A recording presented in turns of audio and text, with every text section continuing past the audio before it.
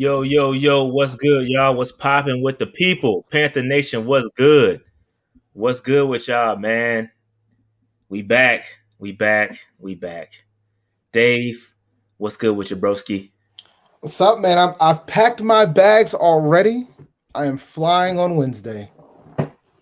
Nice. Nice. That's I good haven't stuff. left.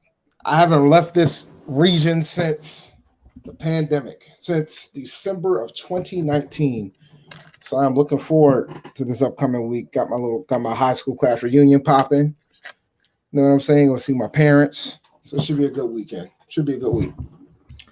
Yeah, man, that's what's up. That's what's up. So your boy was in the NO this past weekend.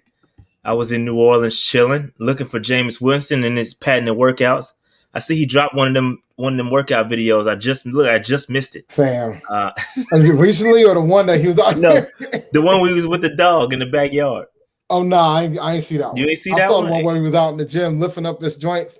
Yo, the faces.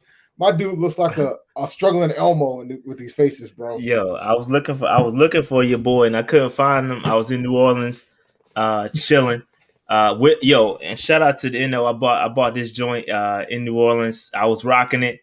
Uh, I was chilling. Nobody really said anything. It's like I saw like maybe two or three Saints shirts. I think they all in the realization that it may not be the same once because Drew Brees is now gone. I saw a big thank you Brees, thank you Drew sign. So I think they're coming to the realization that things may not be what it is, what it once was in the NO. Well, we're about to find out if Sean Payton's a coach or not real soon, man. We're about to find out if he can coach. Yeah, yeah. I saw about three or four Saints shirts, man. Then I had this joint on. I saw like two other Panther fans there. One dude had this joint on too. Another cat had on a Panther shirt. So we chopped it up a little bit. Had to say what's up to the people. But yeah, man, shout out to New Orleans. It's dope, good time. New Orleans is always fun. Dave, you been to New Orleans, right? You never been to New Orleans? Oh yeah, oh yeah. Okay. I went to a Yeah, yeah. WrestleMania in New Orleans, man. I That's went to right. That's right. WrestleMania That's right. 30. Yeah, New Orleans is lit, But man. You that, ever? that was wild. Yeah. There's things that I'll say like they caught Pat Patterson karaoke singing downtown New Orleans. Had my man Hornswoggle out here hopping in random places. It was crazy. New Orleans is wild, yo. Yeah, New Orleans is it's a crazy place, man. It's like Vegas, Vegas light, little step below Vegas, but it's lit. If you've never been, you should go. Had to get a couple hand grenades. If you know what the hand grenade, yeah. Hey, them I hand don't know grenades my is body. crazy. I don't know if my body can handle them Hey, anymore, dog, sir. hell nah. My body can't handle it as A1 as it is. I can't. Yo, them hand grenades ain't no joke, Oh bro. man, The hand grenades is lit. I used to throw them joints down in New You Orleans, know, man. hand grenades are straight up lit, man. Shout out to Elise and I forgot the other dude name. But yeah, they were holding us down at the Tropical Isle. The Tropical Isle is the place that sells the hand grenades. Hand There are grenades, about yep. there are about three or four of them on Bourbon Street. But she was lacing it up, man. She was giving us free shots. So it was lit, man. Shout out to Elise, man. She cool peoples, man. I'm going But down yeah, there in December. yeah, it's lit, man. It's lit. The only downside was that it rained a whole lot, bro. It rained a lot. Oh, In the sun, well, it didn't rain a lot, but when it did rain, it like Hurricane Katrina out there. And that's probably a bad joke, but it did rain a lot. It rained a whole ton out there, bro. It would downpour and then it would stop. Then it'd be like everything would dry up like it never rained. It's crazy. They said it does that in the summertime, so maybe when you go, it's not as bad. I've been in January and it was nowhere near as bad. But it will rain a lot, bro. It will rain a lot down there, and it would just go away. It rained for like 10 minutes, but it would be torrential downpours. Um, but yeah, man, New Orleans it was fun. It was at a good time, man. I've been. This is my third time there, and it's always fun. It's always fun. All right, so let's go ahead and jump into this content. Let's go ahead and get it in, Dave. All alrighty, right. sir. So this is me in front of the Superdome. I was in front of the Superdome throwing down the thumbs down. There was nobody out there, but they have a nice little. You've been over there, right? They got a nice little Oh yeah. like terrace out there with the stage. It's a nice. It's nice. It's really nice. Superdome is nice. It's a nice little area over there. But yeah, shout out to the Saints throwing down a thumbs down. I had to go over there, man. Had to go over there. I don't know why you out Yeah. here wasting your them parking areas and risking all that to be in that place. I just went over there, man. I was going to a vegan spot, and it was like a block up the road. I almost didn't go to WrestleMania 30 when they told me that's where it was going to be. I was like, ugh, yuck. No, all jokes aside, though, it is a nice stadium. All jokes aside, Yeah, it's nice. It's nice. It's nice. It's man. a nice stadium. The area is nice. It's nice.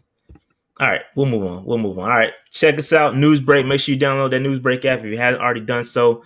Got a lot of content going up there, so please download the Newsbreak app. Use the link in the description box, and you can also follow us on all socials at Panther Nation PC on Twitter, Instagram, and TikTok. All right, and shout out to our social media manager holding it down. Dropped a nice little Terrace Marshall video today, so that was super lit. So shout out to him.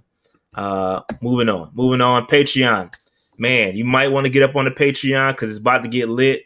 We have I didn't get a chance to put a slide together, but we do have an interview coming up with Stanley McGlover tomorrow. Hopefully it doesn't get canceled or rescheduled, but as of right now, we are interviewing Brian Burns' brother, Stanley McGlover, tomorrow, and that will be dropped as soon as we're done on Patreon. So shout out to all our patrons out there.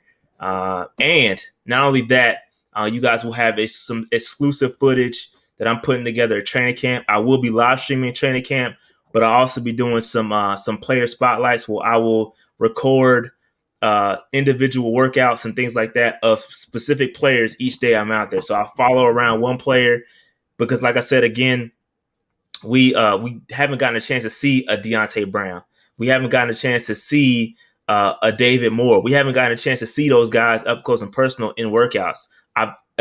As much as as many highlights as I pulled together, I rarely see any film of those guys. Terrace Marshall, haven't seen him. So I will be doing some exclusive for Patreon where I will follow those guys around the whole time and take some video of them and put together a quick little mixtape of just those guys working out so we can see some highlights from them. So it's super dope. Be super dope. So make sure you are a Patreon member. So shout out to all the free agents, all the franchise guys. I won't read them out because it's a lot and we got a lot to cover.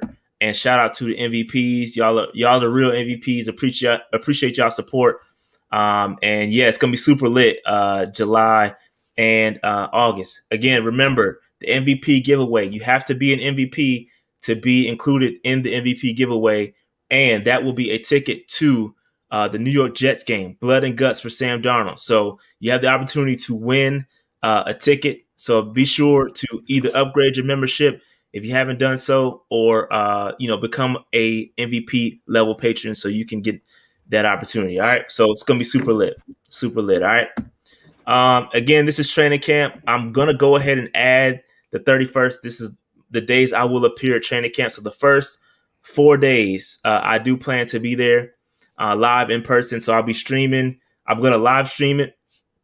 And I'm also going to, again, do the player spotlight videos every day that I'm out there. So I'll give the opportunity for y'all, the Patreon members, to vote who y'all want me to spotlight on. And I'll follow those guys around the whole time. So make sure y'all just pay attention. This may fluctuate. Like I said, I do plan to be there on Saturday night. So make sure y'all go ahead and make that happen. All right. We got to do PNP Confidential. Are we going to do it this Saturday? We're going to do it next week? It'll probably be next week because I want to make sure I got to figure out how much time it's going to take for me to do these videos. But it's probably going to be Sunday, not this Sunday, but next Sunday. That's the first. So I guess they're going to get 2 in August. It may be 2 in August, or I may just shift it to the first. Yeah, but we'll see. We'll see what happens. Yeah. Shout out to John J Stubbs. Appreciate the super chat here. Yo, that's funny. That's funny. All right. So moving on here. So FanFest, again, the FanFest tickets do go on sale tomorrow. I will be copying a nice group of those. for my Patreon members. So again, a lot of y'all have already told me. If you had told me you want to rock with me at FanFest, you will be considered. Your ticket will be purchased, and I got y'all. So if you already reached out to me, you already told me you're good to go. Plan to get up like a group of 12 tickets, and then we just gonna rock out. We'll probably have a nice little meet and greet beforehand, get some drinks, chill out, relax, and then we'll go to the game. Or excuse me, we'll go to the practice together at the stadium and rock out, man. So we're gonna be together. It's gonna be lit, and we're gonna have fun. All right. So good stuff. I got you. I got you for the tickets. So they're going to sell tomorrow at 10 o'clock. So be ready. Be ready for those. All right. All right, Dave. We got to get into it. Ted Ginn, the Panther great. The Panther great. Ted Ginn has decided to hang him up. And so we got to talk about it. We got to talk about it. Ted Ginn, Dave, what are your thoughts on Ted Ginn retiring? Announces his retirement. Well, for somebody that was considered a bust, he had a 14-year career. Mm-hmm. And I'm in the field of Kwame Brown when it comes to, like, if you have a long career in a league, you can't be considered a bust, man. Like, busts are like cats who don't have like a long career period. Like, they're like gone in 2-3 seasons. You know what I'm saying? From that standpoint. And truth be told, I know a lot of folks at the time, I believe, wanted the Dolphins to take Brady Quinn with that pick, and would have saw how great that would have worked out, huh? Yeah. But yeah, I think I think I'm with Dave though. I think he had a very solid career. Whenever you play in the league, and he's productive too. I mean, he didn't have any 1,000-yard receiving years, but still he was solid. He was close a couple times. I think it's his highest. Don't say anything because I got some trivia for the chat. Okay, my bad. For the chat. Okay, all right. So I'll stay away from those. But again, I thought there was ups and downs. Even we'll talk specifically to the Panthers because we are a Panthers channel. But he had some egregious drops, but he also had some. He had a nice moment. Everybody talks about that New England game where he won the game winner there. But again, like I said, it's a flip of a coin. Dude also had a horrendous drop against the Colts, where he could have sealed the game in overtime, and he dropped. We ended up winning anyway, but he could have sealed it a little bit earlier than that. But Ted Ginn, man, I think he had a very solid career, man. And truth be told, I think when he came to the Panthers, he was exactly what we needed. Like, we needed a dude that was athletic, could stretch the field, return kicks. And remember, he had 2 stints with the Panthers. He had the 1-year deal, then he left to go to Arizona, then he came back for another 2 more years. Hey, man, so he was solid. Ted Ginn was a solid receiver, man. And a lot of people wish they could have the career that Ted Ginn had, to be truthful. All right, so let's have some fun. Chat. Ted Ginn Jr. is 12th all-time in receiving yards in Panthers history. Without naming the obvious 3, Steve Smith, Hussein Muhammad, Greg Olsen, who were other wide receivers? Who are other receivers that were ahead of him in receiving yards? Put it in the chat. I'll call them out if you can name them. I'm not going to let you guys get away with Steve Smith, Hussein Muhammad, and Greg Olsen because I know you guys, those are the first 3. That's too easy. Give me some other ones. I already said you can't say Muhammad. Mark Carrier is correct. Brandon LaFell is correct. Wesley Walls is correct. Ricky Prohl did not have more. Kelvin Benjamin did, though. Devin Funchess did. Devin Funchess. DJ Moore is 5th all time. I was gonna say DJ's up there quick and getting up there quickly. Yeah, he's gonna pass Wesley Walls this upcoming season. All he needs is 800 yards to pass Wesley Walls. A little less than 800 yards to pass Wesley Walls. Curtis Samuel, barely, but Curtis Samuel does have more. It's like about 40 yards. Who we missing? No, Patrick Jeffers ain't there. Donald Hayes is right below him. Donald Hayes is 13th. He'll never. DJ Moore catching Steve. I think he might. He got a shot. He's young though. He's DJ's got a still shot. young. If But he does it matter if stays, he stays as a Panther? does he stay healthy too? I mean, if you stay healthy, and he's been healthy, he doesn't miss many games. I think he could catch him eventually. All right. So some of the guys you didn't admit, I'm shocked, man. Christmas McCaffrey's number 6. Woo! Wow. That's didn't even think about that. Nobody mentioned McCaffrey, but y'all hit everybody else. So it was Steve Smith, Muhsin Muhammad, Greg Olson, Wesley Walls, DJ Moore, Christian McCaffrey, Mark Carrier, Kelvin Benjamin's 8th, Brendan LaFell's 9th, Devin Funch's 10th, Curtis Samuel 11th, Ked Ginn Jr. is 12th. Wow. So he was 12th all time in yards. Oh, receptions, he's 16th. Yeah, he's 16th in receptions. Yeah, some of these guys, y'all ain't gonna. Yeah, some of these guys are the who's who. It's pretty much the same set, but there's a couple others ahead of them. All right, what's your next question, Dave?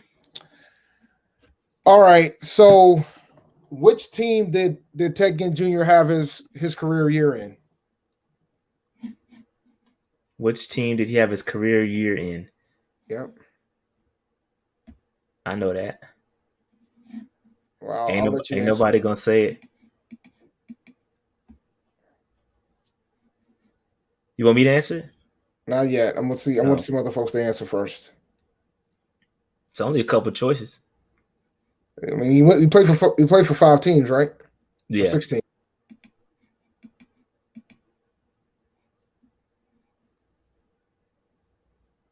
OH.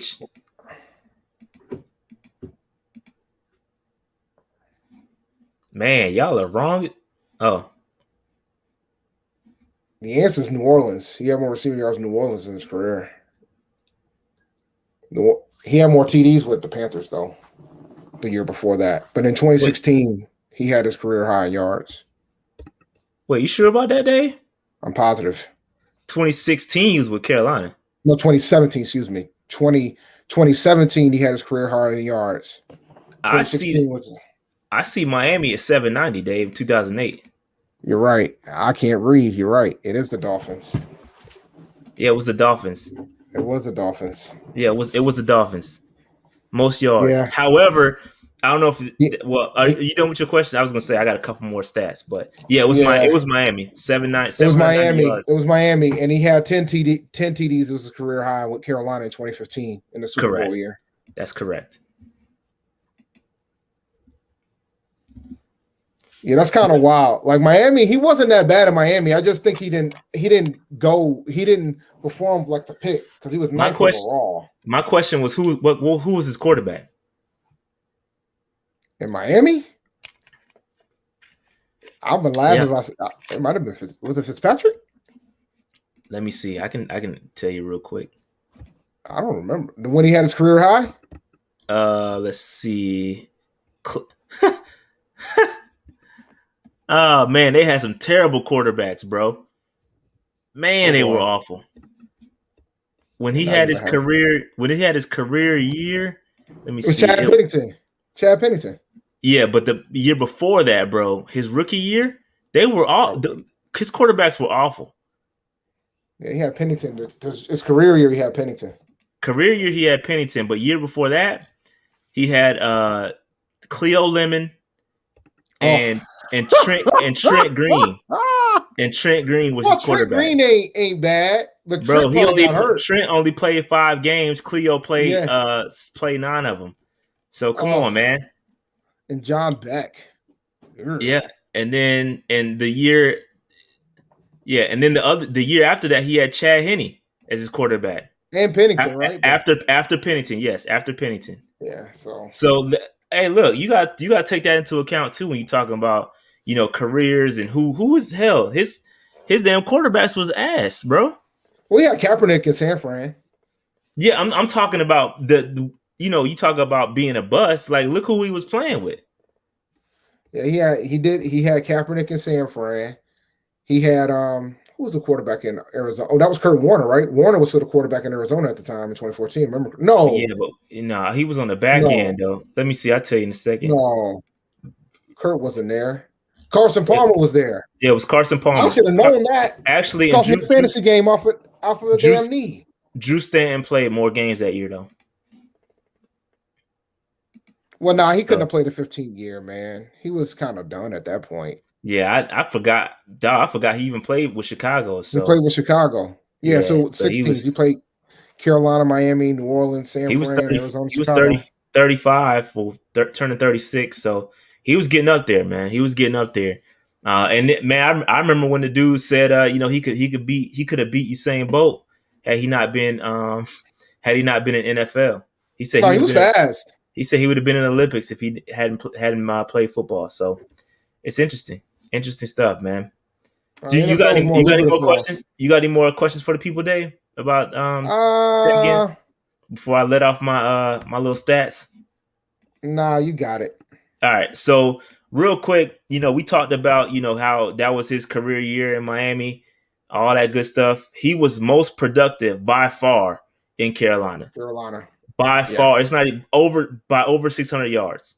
Like Yep. that's how productive he was in Carolina. I mean, so he played more games. He played one more game in Miami than he did in Carolina in the 3 seasons. So he played more games in Miami. In Carolina, he played one less game, but he was way more productive. And obviously, Cam Newton helped with that. You playing with an MVP level quarterback. That's what happens. With New Orleans, he started strong that first year, and then he vastly declined. I don't know if he was injured or what, but I don't know. Drew Brees may have gotten hurt. Well, he didn't start as many games, Yeah, so he he was. lost his Yeah, starting job. He started 10 games. His first season in New Orleans, and the right. second season only started 3. Well, it ain't really about start. It's about played, really, He because only played 5. started. Yeah, He so he only was played hurt. 5 games. Yeah, so I don't know if he was hurt or what, but his production dropped. It was never the same after that injury. But his first year, man, he was killing. So, but man, shout out to Ted Ginn, bro, because like I said earlier, he was exactly what we needed. Here with the Panthers, we needed the guy that was going to stretch the field, and he was really the last special teams guy that could return kicks and all that. It's the last dude. So, Well, when you consider a few things, right? Like they were fine with walking away from Ted Ginn because they didn't want to pay him in right, 2014 because they were drafting Kelvin or a right, wide receiver, and then they brought him back in 2015, and then Kelvin got hurt, and he ended up becoming our one. yep, yeah, man. But again, Oh, solid I, career. I would love to interview Ted Ginn Jr. Yeah, man. We'll reach out. We'll reach out, see if we can get a hold of him. Funny thing is, I think he owns the arena football team with Thomas Davis here in Charlotte.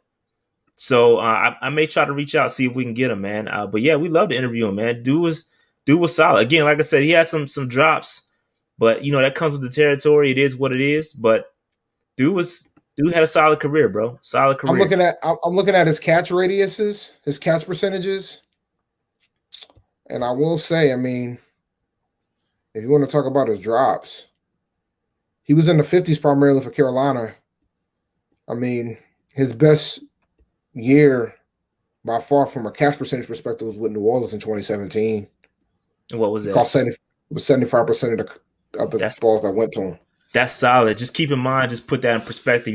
Curtis Samuel was in like 85 this Yeah. past season. So just put it. I'm not comparing the two. I'm just saying put that in perspective. Yeah. That's all I'm saying. Absolutely. But yeah, it's I mean 75 is solid. That's about where normally he's in the DJ Moore 40 to, normally he's normally in the 50s to 40 range. Yeah, 50s is tough. 40s is tough. And it depends on catchable balls, all that too. You got to dig into the stats a little bit, which I haven't done, so I can't really say whether that's good or bad. But shout out to Ted again, man. We got to move on because we got a ton of stuff to talk about. But yeah, man. Now he had a decent career. I mean, some people you can't knock him. He had a pretty damn good career. You stay in the league for 14 years, you're doing something right, man. That's a fact. That is a fact. That's you got to give him props for that. And listen, man, like I said, Ted again did some good things here in Carolina. Had a most productive here in his 14-year career, 3 seasons. He was most productive here in Carolina, and that's due in part to the quarterback he was playing with. So shout out to Cam Newton, shout out to Ted again, man. And we'll try to reach out to him. We'll see if we can get a hold of him because again, we got to get somebody off that 2015 team to defend themselves against 2003 because 2003 we talking that shit. So Shout out to 2003. All right, let's move on. Let's move on. All right, so the NFL Network will be carrying. This is just a quick little tidbit. NFL Network dropped their schedule. We will have one game hosted by NFL Network. That's going to be the Colts on week 1. It's going to be at 1:00 on Sunday, August 15th. So obviously, if you're out of the Carolinas, you'll be able to watch it on NFL Network. If you are in the Carolinas, it's going to black out and obviously be hosted local. So you'll check your local TV networks, and we'll live stream it too. So should be fun. Well, I'll be available to live stream it. I hope. I got to check my calendar, but I think I'll be available to live stream if possible. And I'm hoping they show, if they're gonna show a lot. I'm hoping it's the Steve Smith. Steve Smith is commentating. I'm kind of looking forward to that. I'm not sure who the commentary team is. No, he's supposed to be commentating the preseason game. So hopefully they'll. Okay. Typically they do one half each, like one half of the home team, one half of the away team. So that would be interesting, man. Because I know Steve Smith was probably a damn riot on commentary, bro. Yes, and speaking of Steve, he's going to be having DJ Moore on his podcast, and it's supposed to release tomorrow. So that should be a very, very interesting conversation that I may have to post a video on. Or I may listen to it live and just react to it. I don't know. We'll see what happens. But shout out to Steve Smith and his Cut to It podcast, I believe. Cut to It. Shout out to. I haven't listened to one, to be honest with you. I'm pretty sure it has to be entertaining as hell because this is Steve Smith. I haven't listened to it, but I've seen some of the guests he's had. We'll see. But yes, I'm going to listen to that one. I'll tell you that because it should be good. Should be good. Yeah, I got up my podcast game, man. Yeah. I only listen like 2 or 3 things. Yeah, same here. All right, Dave, you want to hit us with a little Manscaped? I guess so. Since they've sponsored us for so long. Yes, they have. Great partners, man. We love Manscaped. Make sure y'all go over to manscaped.com. Use the code PNP and all that. Absolutely. The Olympics, Euros, baseball, major championships, and concerts are all in the same summer. You know what? Isn't a wild and hairy bush? Tame your pubes with help from our friends at Manscaped, the leaders in below-the-waist grooming. Their 4th-generation performance package includes the brand-new Lawnmower 4.0. If an athlete treats their body like royalty, why not treat your pubes like Olympic gold? Fellas, do right by your balls and join the 2 million men worldwide who trust Manscaped by going to manscaped.com with the code PNP.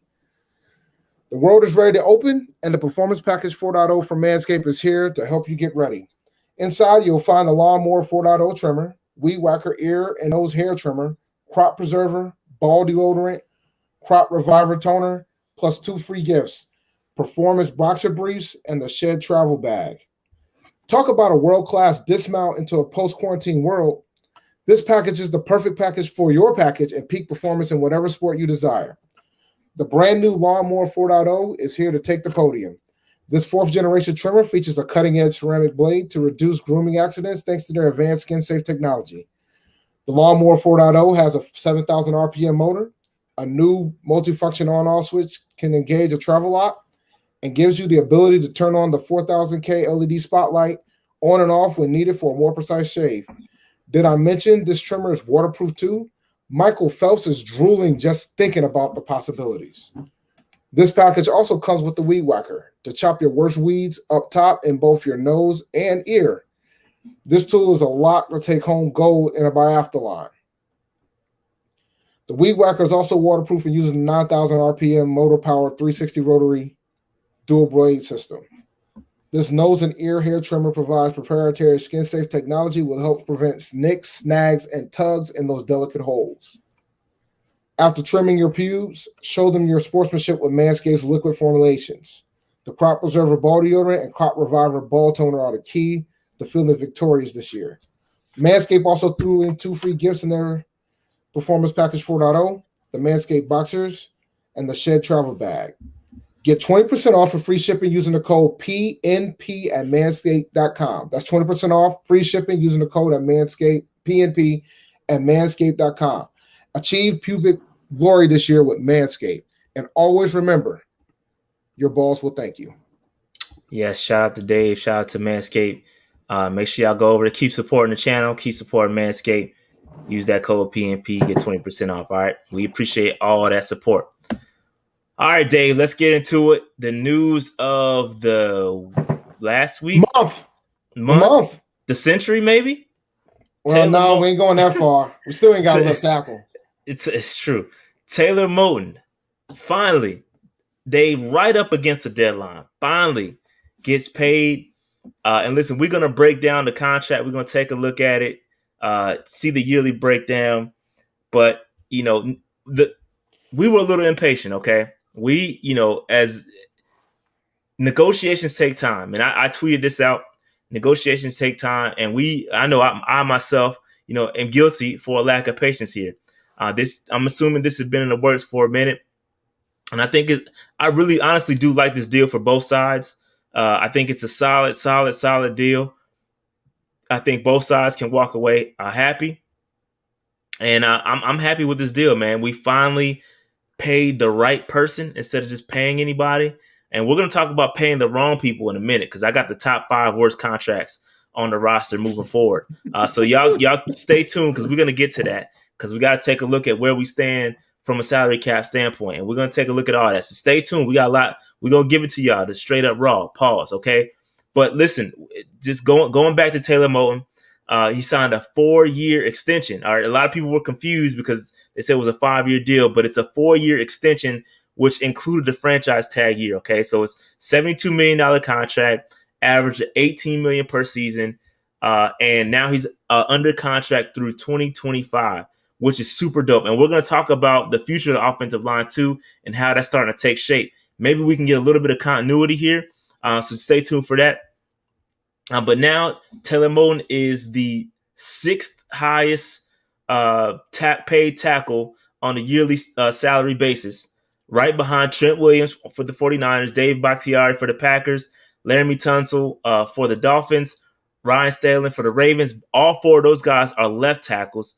Then you have Ryan Ramczyk, who just got paid, who plays for the Saints, obviously, and Taylor Moton for the Panthers, who are both right tackles. Then right under those guys, you got Lane Johnson. Okay, so this was a great deal. You didn't because you never want to be the team that sets the market. We did that with Christian McCaffrey. You never want to be the team that sets the market. You don't. You always want to come right in under it, and that's what we did. And Ryan Ramczyk got paid 19.2. Taylor Moton right there at 18. I think it's a very, very good deal. I love it. Dave, what are your thoughts? I'm happy we did it. He absolutely deserved every dime he got. And just to be clear, guys, the franchise tag still counts. So the 4-year deal is 2022 through 2025. So that's 4 years. Yes. So it's 5 year. It's 5 years with the franchise. It's 5 years with the franchise tag. Yeah. So this is great. I love the terms. He got his bag. I'm happy that he got his bag. Still don't have a left tackle. And that puts it in perspective, too, about what it's going to take. If you want a high elite level left tackle to get one in free agency, you're going to have to pay more than what you just paid Taylor Moton. This dude's the second highest paid right tackle in the league right now, and the 6th highest paid tackle overall. So. And I think, I think it's a good deal because, like I said, if you do it right, he's going to be, and we'll talk about this a little bit, and I'll show you visually how this works, but he's going to be the only guy you're going to be paying big money on the offensive line. If you do it right and everybody else hits, he'll be the only guy you're paying. So it really won't matter how much you're paying him per year, which is why I always said, get the deal done. And I'm going to give away that jersey. I don't know if I'm going to do it today. I would like to get it signed if at all possible. So I'm going to go to training camp first, see if I can get that Taylor Moton jersey signed. If I can get it signed, I'll give it away. So I haven't forgot. I will. If I can't get it signed, I'll give it away as is. But I'm going to at least try to get it signed. I know they said no autographs, but I'm still going to try. All right. So just stay tuned. I'm going to give away that jersey, like I said, in the sign and walk video. So stay tuned for that. All right. So, but yeah, man, let's take a look at the deal. Let's look at the yearly breakdown. So this was it prior. This is prior to the extension. Again, he was making 13.7 on the franchise tag. So that was really good, that we got off of that, because then we dropped that cap hit down to $4 million. So we saved just under $10 million by doing that extension. And this is what I people need to understand. People need to understand that extensions, especially when you're talking about guys playing on a 5th-year option or a franchise tag, extensions help your cap. It always, especially in that season that they're under the tag, you drop your cap hit down. We talked about this whole thing. If you want the salary cap breakdown, go back and search in our videos where we show you how the salary cap works and how extensions work and all that good stuff. But we dropped this base salary down to $1 million, and then we prorated that $18 million over the 5 seasons. Okay, so that's how it works. And then you got roster bonus, a couple other things, but this is a great deal. This is great. And you look at how it goes moving forward in 2022. His cap hit is going to be $19 million. 2023, $20 million. 2024, $20 million. 2025, $20 million. Okay, so that's how it works.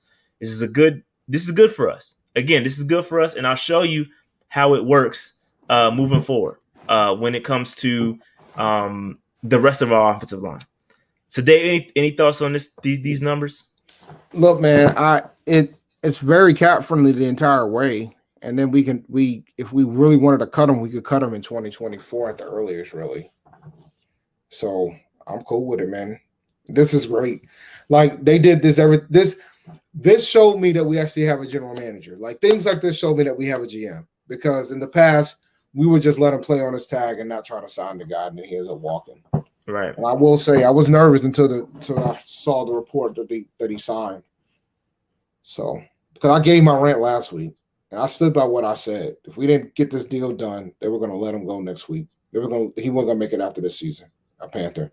I don't want to cut him on. I'm just saying, if he underperforms after 2023, we could cut him. And that's the thing. See, that's the thing. That's the thing about Moton. Like, he's never underperformed, right? He's always and this is what I love, because he's not a 1-year wonder. Like, a lot of guys, they come in that contract year, they ball out, i.e. Josh Norman. Josh Norman just saying he came in, he had one elite year, and then he wanted to get paid. And I respect that, but I pump the brakes on those type of guys. This dude here has been balling. Like, ever since he's gotten that right tackle position, he's played well. Okay, the consistency is what counts. And when you get guys like this that are consistent, they don't miss games, he doesn't get hurt, knock on wood, he doesn't get hurt, you got to pay him. Like, this was a this is a no-brainer. Obviously, you had to get the numbers right. You don't want to overpay. You don't want to, you kind of got to find that balance. So I get it. Negotiations take time, but you definitely need to have guys like him on the roster, because it just makes sense. He's consistent, bro. Super consistent. So you need that. You need that. And like Slim is saying that he'll play for a while. He'll be due for another contract. 32, he'll still be playing well. Tackles can play into their mid to late 30s. Mm-hmm. So he might get another deal again. Exactly. He'll get paid again. So again, especially the market resets. Yep. It's a good deal for both sides. Good deal for both sides. So I love this deal. We need stability. Great segue. This is a great segue into my next topic here. This is the future of the offensive line. Okay, this is how it should look.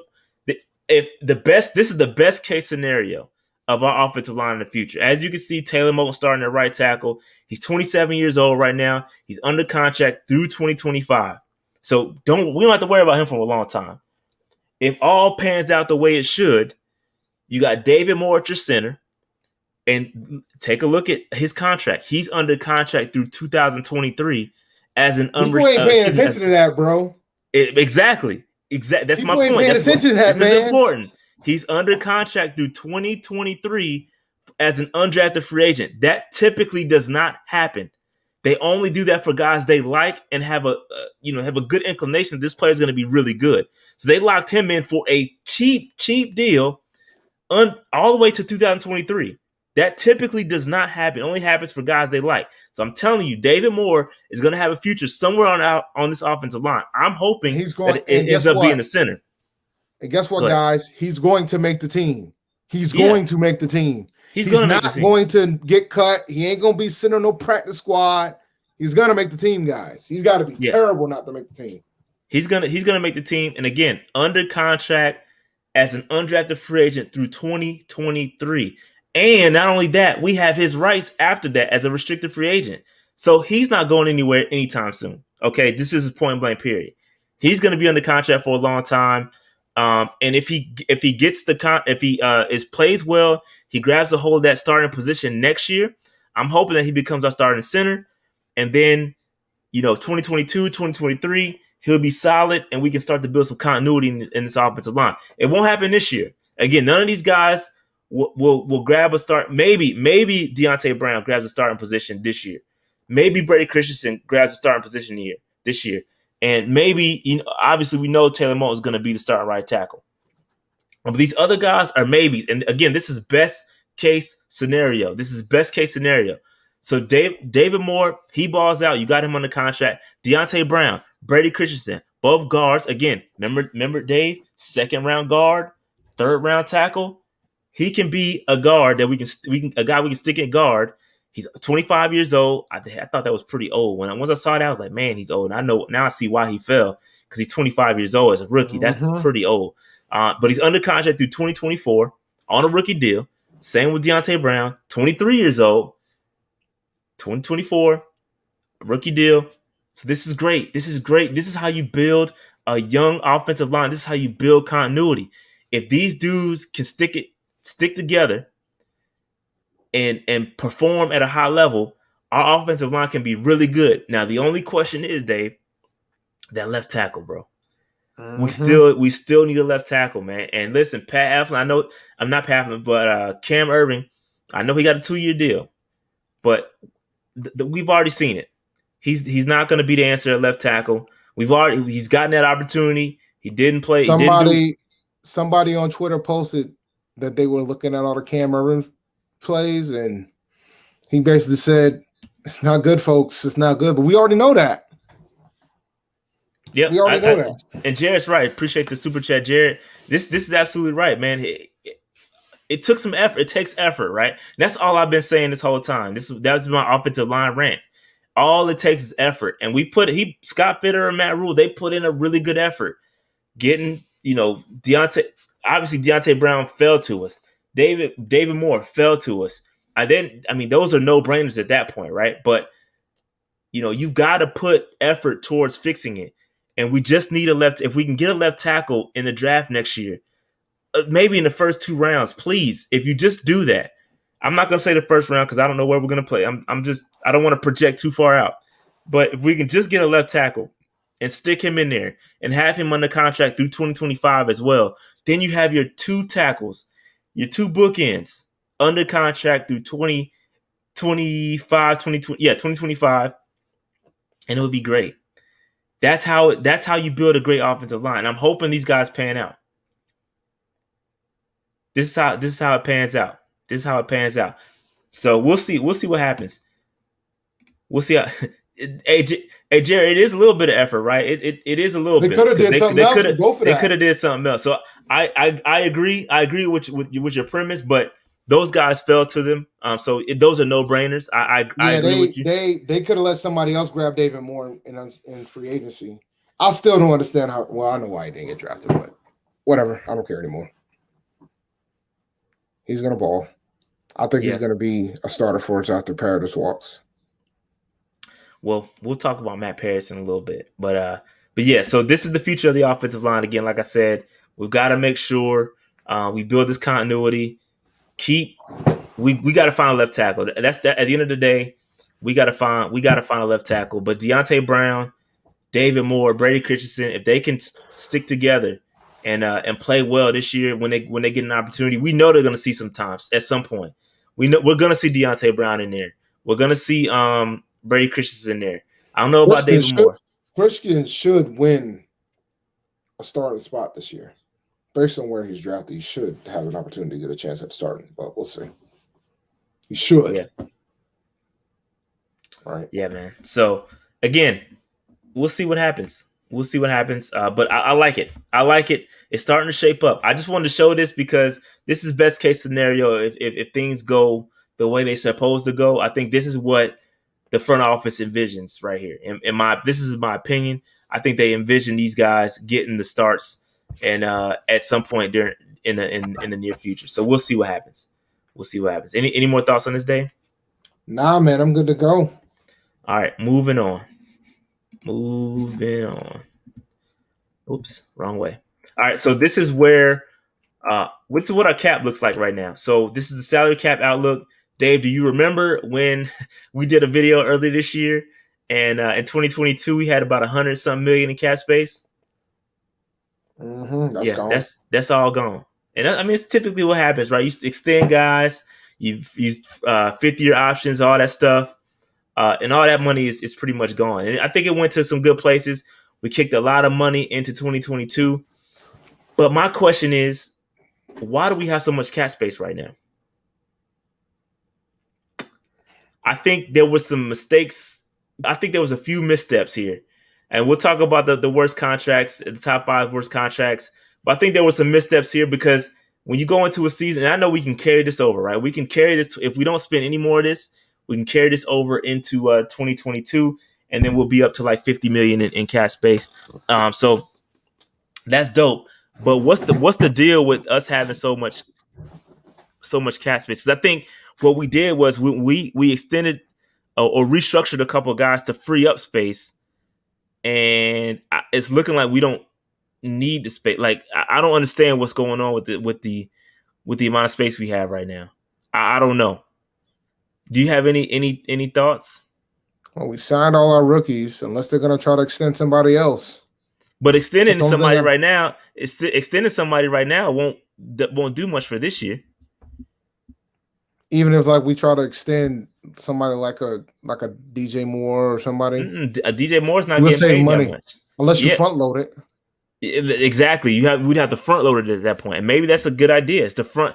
You backload these contracts, and then you're kicking money into in the future years. And maybe you have the opportunity to front load one contract. That could be a theory, but I just don't know. I don't know. Extending somebody right now just doesn't make. I mean, the only guy you would do if you want to front load a deal would be DJ. If you want to be maybe Dante. Nah, if you're making me pick, I'm picking DJ. DJ's shown me something. You know what I'm saying? Dante hasn't. If you're gonna extend somebody now, it would be DJ. Okay, this is a theory. Maybe they're still pushing for Deshaun. I don't know. Guys, let it go, bro. I don't know, man. Let it go, guys. Man. You never know. Let it go, guys. He's not coming here. Scott Fitt might be trying to make it fit, Dave. Coming here, guys. Let it go. And truth be told, that ain't enough. I think it would be for this year. Unless you trade Darnold, that ain't enough. Yeah, it would be for this year. $30 million. That man makes $30 million a year. A year, but Dave, that's not what it would take. Look at the cap number. Yeah, it wouldn't take that much because you got to remember what the Houston Texans are paying them. Well, yeah, because they got to cover the bonus. They got to cover the bonuses. Yeah, so let me see. I think it would take like 18. I think it's 18 million for next season. Let it go, bro. I'm just giving you the stats, Dave. Yeah, so to get him, if we're gonna trade for him in 2021, it would take 10 million to get Deshaun. Oh, that's nothing. But y'all still. That's what I'm saying. That ain't, dude. That's not happening, man. Yeah. So 10. It would. Thanks, Drew. Shout out to Sheena Quick. She called it a month before Adam Schefter did about the fact that the Eagles are the main team that's trying to get Deshaun Watson right now. Yeah. So I guess I'm just questioning what we're freeing up this money for. Like, and again, I get the carryover, but I think you shot yourself in the foot on a couple of deals if you're trying to carry over money in 2022. It doesn't make sense. But maybe they need that because they would be able to carry all of it over, right? Yeah, you'll be able to carry all the unused, but it doesn't make any sense because you shot yourself in the foot with restructures, which we'll talk about in a second. You shot yourself in the foot restructuring guys like Christian McCaffrey and Shaq Thompson. Because you kick money into 2022, and now you're trying to roll. It just doesn't make sense. Now it doesn't make sense. That's what I'm saying. That is a legitimate mistake. It doesn't make sense. But the whole thing about saving it for Deshaun, you guys got to get away from that fantasy land, bro. We're our Sam Darnold franchise right now. We got to roll with Sammy. Sammy D. So I don't know. I don't know, man. I don't know what that extra money is for. Maybe they're not done. Maybe you go. I see everybody saying Russell Okung. Maybe they do try and get a Russell Okung. Well, Russell said he ain't coming in unless he's getting paid the right amount. How much we pay him last year? Oh man, I think we paid him like 13 million last year. There you go. There's where your money's going right there. You saw. Go back to that future offensive line. You see that question mark, question mark, question mark. No, that's not the future. He's not the future. He's a patch. We need a young dude. No, I get it, but the bottom line is that we're gonna be passing that position for a while. Obviously, you might as well just pay that man and let that man go. Just Russell, just pay that man in Bitcoin and call it a day. I don't know, man. But again, I don't understand what we're doing with this money. Again, the rollover is the only thing that makes sense for me right now. But let's get into it, Dave, because we got to talk about something, because we got some bad contracts, and I'm going to tell you why it doesn't make sense to me. And again, this is my thing, like talking of cap and all that stuff. This is my thing. So we're going to talk about the top 5 worst contracts right now. And I'm going right in, Dave. Cam Irving, this is a bad deal. Okay. This is just a bad contract. You paying this guy again. We're talking about a guy he's going to be a average to below average left tackle at best. At best, okay. He's 29 years old. That might be a fair compensation for an average to below average left tackle. But that's not what we need to do. That's my point. But see, this is my thing. We don't pay for the guy. This is my thing. That's what we're gonna get. Mediocrity at the position. So this is the thing. You paying this. You're gonna be paying this dude almost $8 million next year. Because we backloaded the deal. This is what we just talked about. You backloaded the contract. Right now, he's only getting paid $2.2 million this year, but we backloaded the deal, and now he's getting paid $7.7 next year. So again, this is where you're not paying the right people. You're paying this cat, and we know he's gonna be average to below average at best. And if you want to move on from him, let's say you go out and you draft a left tackle. You draft somebody that's in the second round that's potentially better than him. Maybe he's a solid backup, but I think you can get a better backup option out there on the open market. Paying this dude $7.7 million, I don't know. I didn't like this contract when I first saw it. I still don't like it. And again, I don't know. I'm not a fan. I'm not a fan of this. I'm not a fan of this deal at all. Not a fan. This guy, man. Dog. I'm going to laugh if we let this dude go and then we end up paying Russell Okung. Yeah. I'm going to laugh. And he might step it up today. He might step it up next year, man. He might end up being good. It's kind of like, all right. This reminds me of Sam Darnold. We're respecting all these great things from Sam Darnold when he hasn't really showed it. Same thing with Cam Irving. Folks are probably expecting all these great things, and he hasn't showed anything. But Dave, there was about 5 or 6 other teams too that tried the same thing. They tried him out left tackle. It didn't. It's not gonna work. It ain't gonna work, bro. What's the definition of insane, Dave? Trying the same thing over and over again and expecting a different result. It ain't gonna work, bro. So over under, Dave. How many games is this dude's gonna actually start and finish at left tackle? How many games you got? Honestly, 0. Ooh, you giving him 0? He ain't winning the job, bro. Who's winning the job then? Trent Scott. Okay, I can dig that. Or they sign Okung. Like dude, there's no way they're gonna walk. There's no way they're gonna convince me that they're gonna pay Taylor Moton all this damn money, $18 million a year, and they're out here about to trot out Cam Irving on the other side and think that's a great idea. There's no way. I can't do that. I gotta give my GM a little bit more credit than that. There's no way in hell they're gonna trot this dude out to start week 1. 0. Man, I can't. If he over, I just can't see it, bro. I can't see it, man. I'm gonna give him. I'm gonna If you give want to him. do over or under, if you want me to give you like a Vegas number, all right, I'll Give give me a you a number. Vegas number. 4. I got 7. I'm gonna give I'm him still 7. taking the under. That's a stretch. Hell nah. I'll take that bet any damn day. 7. Anybody want He to ain't bet starting Dave? 7 games, bro. Yo, if he's starting 7 games, we're gonna be 6-11, like I said. I'm gonna tell you that right Shit. now. Yo, you're like, dog, you don't want him starting 7 games, bro. Dude, like, we already don't know what we're gonna get out of Sam Darnold. Like, based on the numbers from Sam Darnold, we already kind of worried about what we're gonna get out of the guy. And you telling me you're gonna have this mediocre left tackle starting 7 games? No. Dog, we talking. Imagine, all right. Is this dude better than Byron Bell? Let's keep it a buck. Is this guy better than Byron Bell? I think that's a great I think it's a great comparison, though. I think they're equal at best. At best, they're equal. I might give Byron Bell the slight nod. To be honest with you, if you're giving Byron Bell the edge, that's all you need to hear. And Byron Bell had Cam Newton. Like he was trying to guard Cam Newton, and Cam knew. That's a very good comparison, though. A very good. I think that's a very solid comparison. Equal to Byron Bell, then we need to have Sam Darnold out here knowing how to scramble his ass off. Is Byron Bell still in the league? I don't think he's in the league anymore.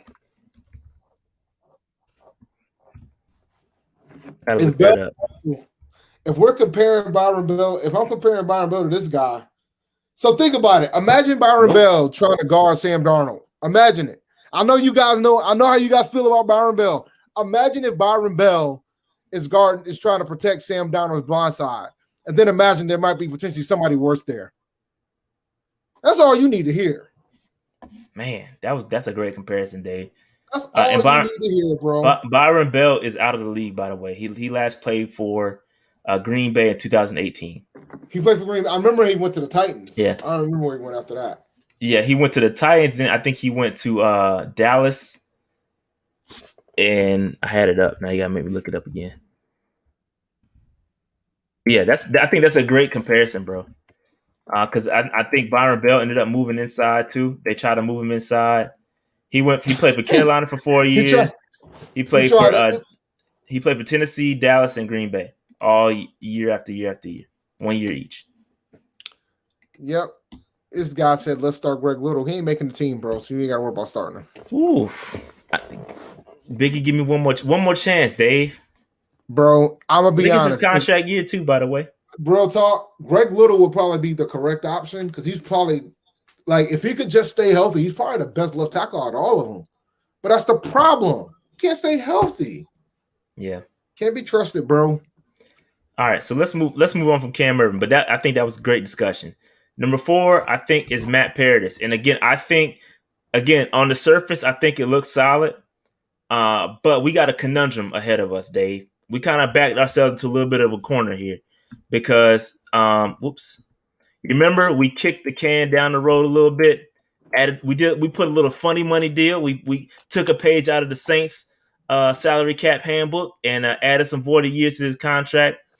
And and now this man is due $9 million. That's if we don't extend him. Now he's getting a bit up there. He's going to be 33 next season.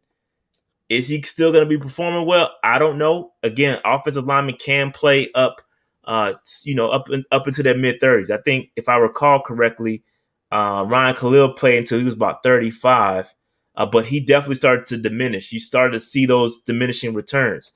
And so I think we backed ourselves in a little bit of a corner here because now you're in a situation where if you cut him, if he plays next year, cool.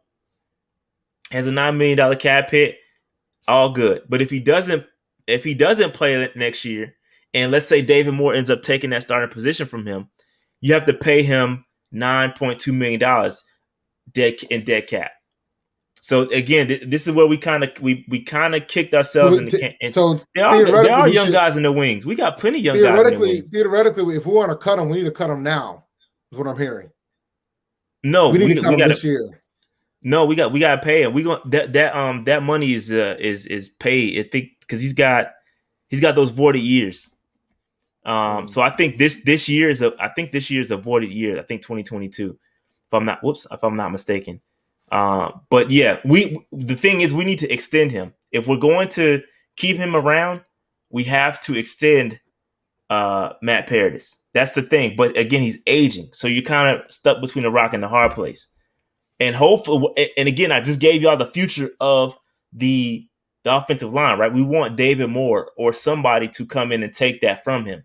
So either way, best case scenario, David Moore comes in, takes the starting center position.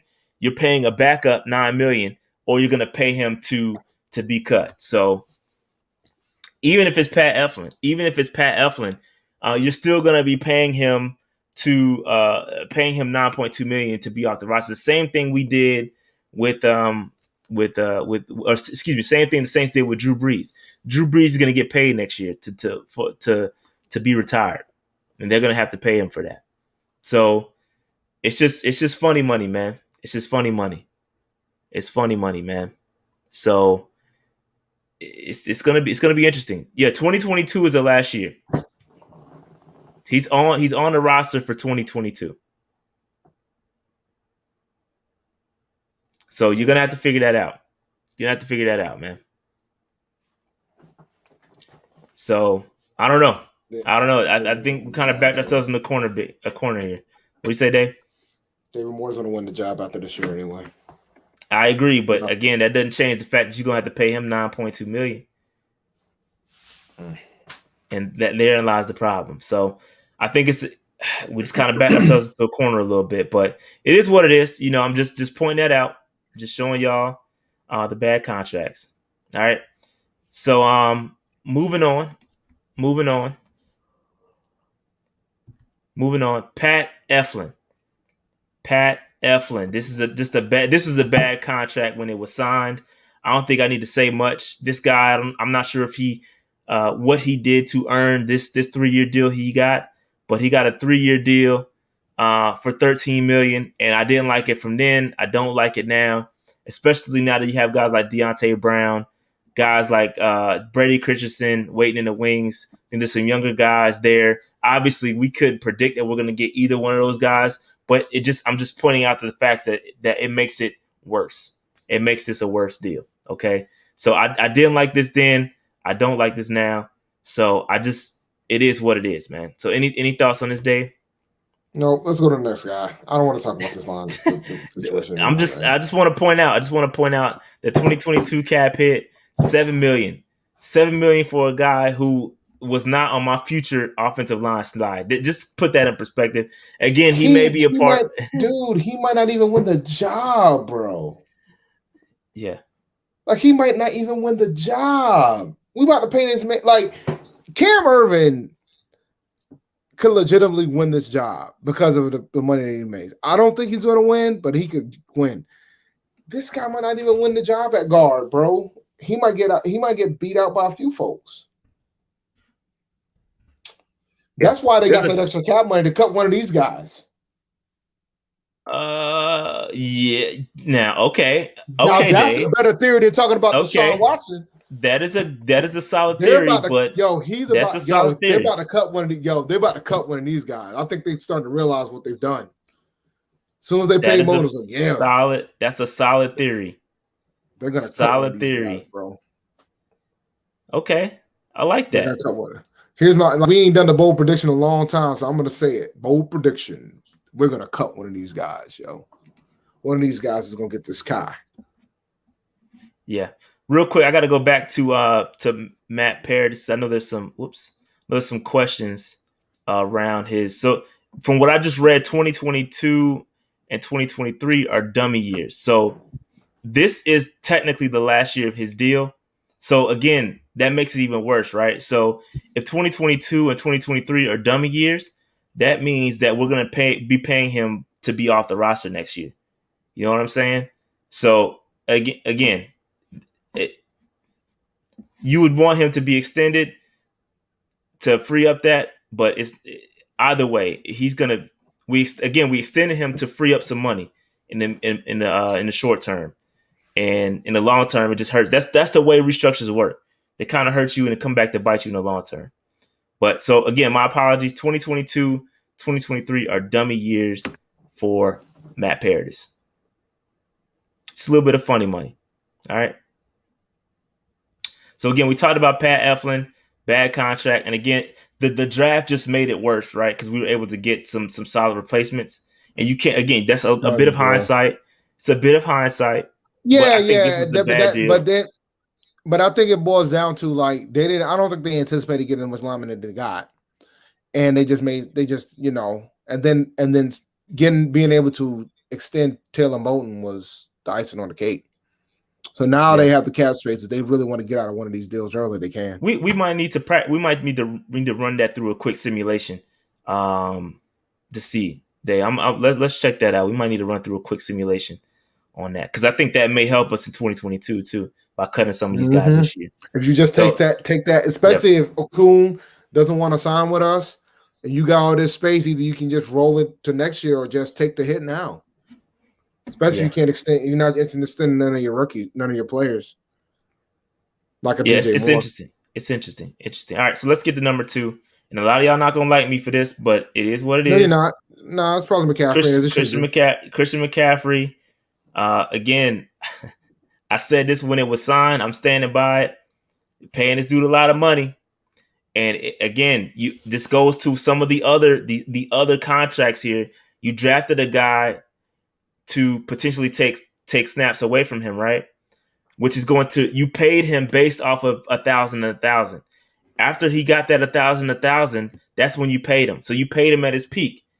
So you essentially paid him to never reproduce those numbers again by bringing in a Chuba Hubbard to take snaps for him. That just doesn't make sense.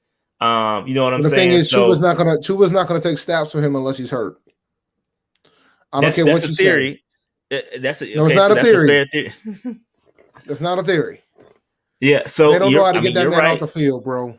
No, they don't know how to get that man off the field. We know that. And again, like 89J Stubbs is saying, he's absolutely right. I agree with you and said it when it happened. They are paying to sell jerseys and fill seats. Christian McCaffrey is the face of the franchise, so they did it. That I'm being objective about it. That still does not make this a bad contract. I get why they did it. It's still a bad contract. Let's take a look at it. Okay. And then this is another situation where you exacerbated you made it worse by restructuring this deal, because his original deal, his cap hit was going to be like, I think it was going to be like $13 million this year. Chris, appreciate the super chat. Chris, he says, "Hey, what teams do y'all think could drop a worthy starting left tackle?" That it doesn't happen. It doesn't. That doesn't happen. Sorry, often, Chris. Man. Yeah, once you got a left tackle, you got a left tackle. It doesn't happen, bro. They don't just let a left tackle go. Yeah, it doesn't happen, bro. In a rare occasion, you may see a Laramie Tunsil situation, but again, they traded for him and they gave up a lot to get him. You know what I'm saying?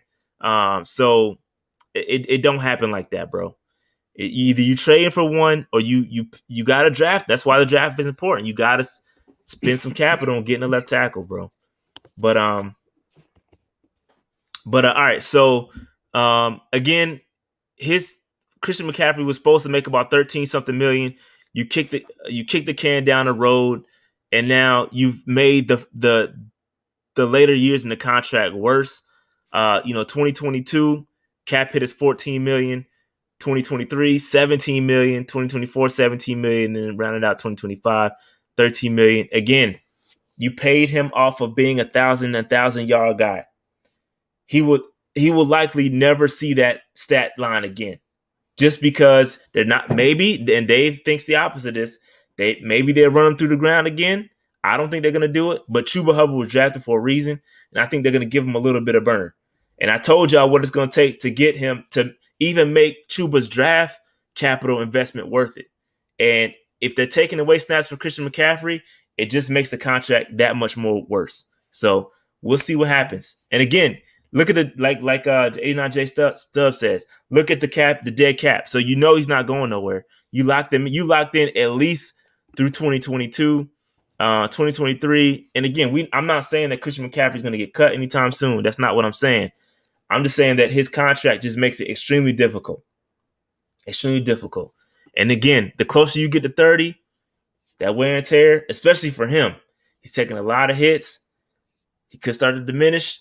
Once you get to 30, running backs ain't shit after that. So we'll see what happens, man. But this contract, bro, it ain't hitting. It ain't hitting. Nirvash says, could you imagine had we drafted Sewell and re-signed Moton? Bro, that would have been ridiculous. That would have been the perfect scenario. That would have been the perfect scenario, bro. If Sewell fell to us and we were able to get Moton extended, that would have been great. That would have been great. The bookends would have been signed through 2025, 2024, 2025. Would have been great. So, anyway, again, this is not taking anything away from Christian McCaffrey as a player.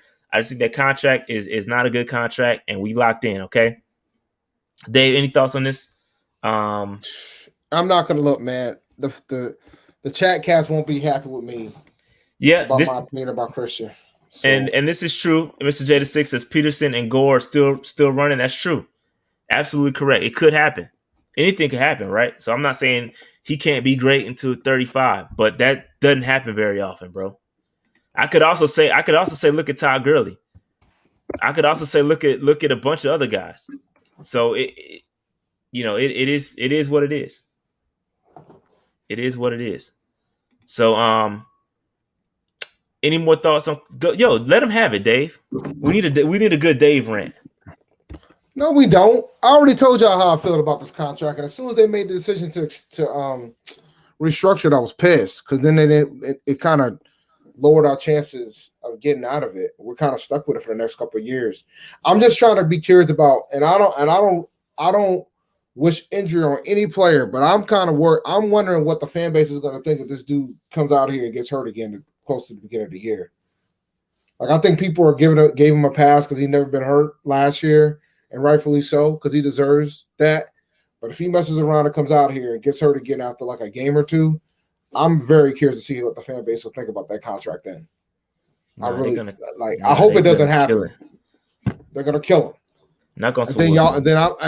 All I'm gonna do is just sit there and watch you guys. I still think he's the top running back in fantasy, but I'm still gonna look at you guys like, okay. So, and this is true. Where did that go? Yeah, Slim is correct. He's been saying it for a while, bro. It took us some time to come around, bro. He's right. All right, so moving on. I never was a fan of the contract. I never was a fan of the contract.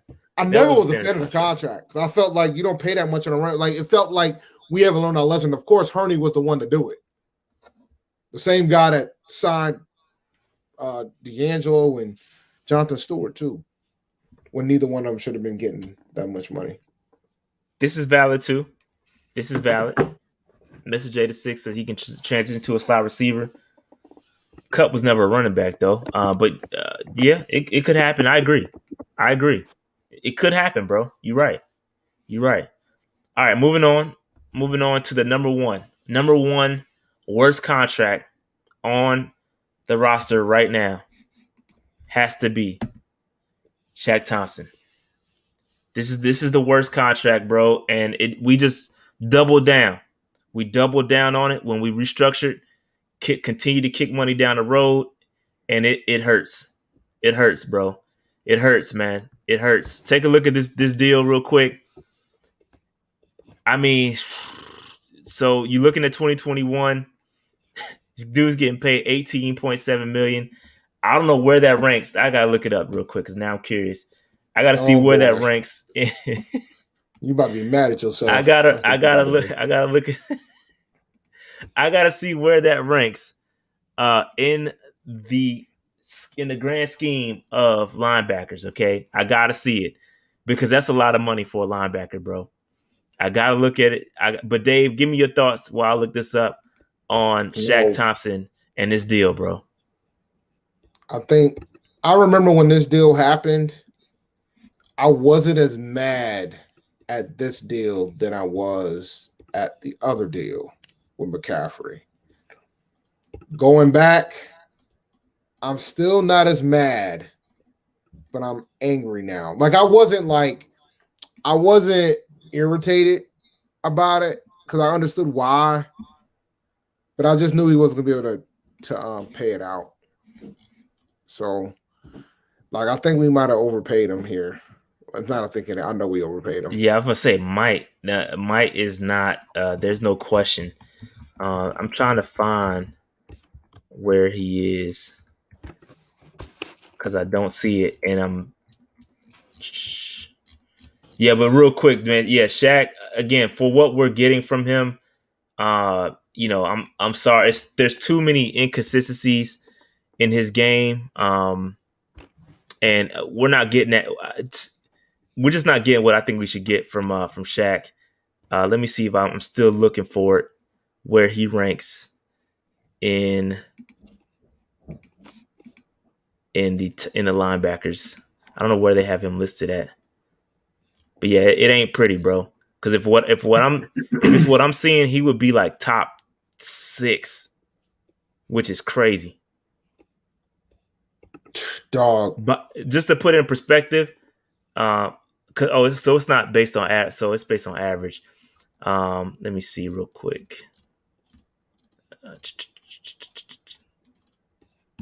Why can't I find this? So his average is 13. He would be. I'm just gonna just. He would be like. He would be top 5. He'd be top 5 for sure.